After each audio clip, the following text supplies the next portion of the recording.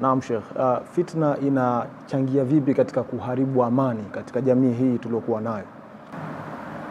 Neno fitna maana yake ni uchonganishi, kutoa huku kupeleka huku, taarifa za huku, ama kutengeneza taarifa ambazo unajua taarifa hizi zitaleta machafuko na mabalaa katika maeneo. Mwenyezi Mungu Subhanahu wa Ta'ala atuambia alfitnatu ashaddu min alqatl. Kutengeneza fitna, kuleta fitna kwa jamii ni jambo baya sana kuliko hata kuua mtu. Hii ni kuonesha kwa uzito wa fitna, kwa sababu fitna hata katika Qissatul Mi'raj tumeona kule wale watu wanaofitinisha watu adhabu zao zilivyokuwa, kwa sababu ya jambo lile ni kubwa sana la kufitinisha watu.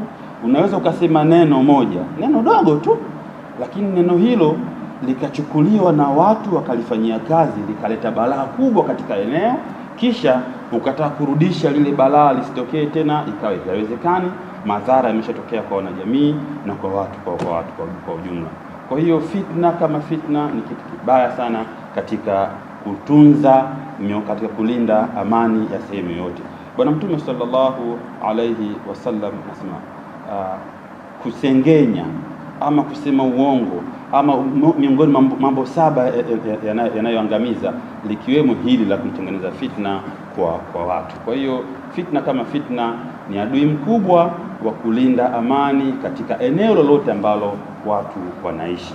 Lakini kwa kumalizia, kwa kuongezea hapa, Bwana Mtume sallallahu alaihi wasallam aliwaambia watu wake, aliwaambia Waislamu bismillah katika hadithi yake inayosema la tadkhulul jannata hatta tu'minu.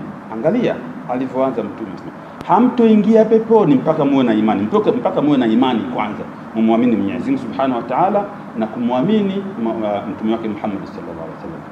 Wala tu'minu, lakini haya mambo mawili ya kuwa na imani kwa Mwenyezi Mungu na mtume wake Muhammad sallallahu alaihi wasallam hayatopatikana. Wala tu'minu hatta tahabu, hamtokuwa ni imani mpaka mpendane. Kwa hiyo unaona jamii yoyote, hasa tukizungumzia jamii ya Kiislamu, hawawezi kuwa na imani, hawawezi kuwa Waislamu wa sawa sawa mpaka wapendane.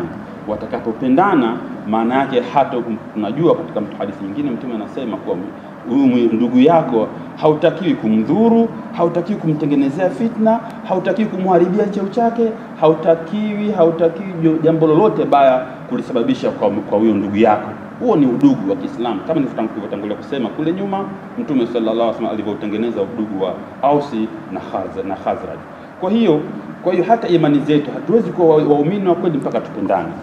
Sasa Bwana Mtume sallallahu alaihi wasallam akauliza masahaba yake, awala adullukum ala amrin idha fa'altum tahabbtum, niwafundishe jambo mtakapolifanya jambo hilo mtakuwa mnapendana, mapenzi yataongezeka. Maana yake atakapoongezeka mapenzi, ndiyo maana yake imani yenu kwa Mwenyezi Mungu na mtume wake Muhammad sallallahu alaihi wasallam itakuwa sahihi, na ndiyo lengo la kuumbwa kwetu, lengo la kila mwanadamu, lengo la kila mtu ambaye anaamini Mwenyezi Mungu, anaamini dini, afanye mema, baada ya kufanya mema apate neema Mwenyezi Mungu ambao ni pepo. Kwa hiyo kama lengo letu ndio hilo, tumeambiwa basi jambo ili tuweze kuwa na imani ya sawa sawa. Mtume amesema afshu salama bainakum, toleaneni salamu, takianeni amani kati yenu wanajamii. Mkitakiana amani kila wakati, mapenzi yataongezeka. Yakiongezeka mapenzi, imani itaongezeka kwa Mwenyezi Mungu na mtume. Ikiongezeka imani, maana yake ile lengo letu la kupata rehema ya Mwenyezi Mungu Subhanahu wa Ta'ala litafikiwa. Angalia, nimalizia au niongezee, nimezungumza hapa katika surati al-Hijri walivyoambiwa waumini kuwa wanapoingia katika pepo yao, waliambiwa udkhuluha bisalamin aminin, ingieni kwa salama mkiwa na amani.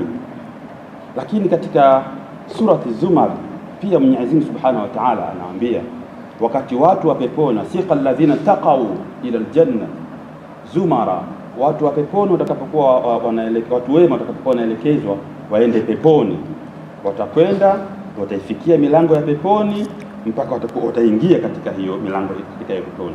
Baada ya kuingia, waqala lahum khazanatuha, watasema wale walinzi wa peponi, salamun alaikum, amani iwe juu yenu. Angalia aya niliyosoma juu, watu wa peponi wanakwenda wanaambiwa ingie peponi wakiwa na amani, wakati hili inajulikana wazi. Lakini aya hii nao vile vile wanaambiwa kabisa na malaika, salamun alaikum, ingieni katika pepo hii mkiwa na amani. Sasa peponi tuna amani, kuna kila kitu tunachokihitaji, lakini bado Mwenyezi Mungu anasisitiza salamun alaikum udkhuluha, ingieni katika pepo kwa salamu tibtum. Basi maana yake hakuna kitu kizito na kikubwa ambacho Mwenyezi Mungu Subhanahu wa Ta'ala anakisisitiza tukilinde na tukienzi na tukiona kwa ni kitu cha thamani kwa sisi wanajamii ama binadamu kwa ujumla kama amani. Subhanallah.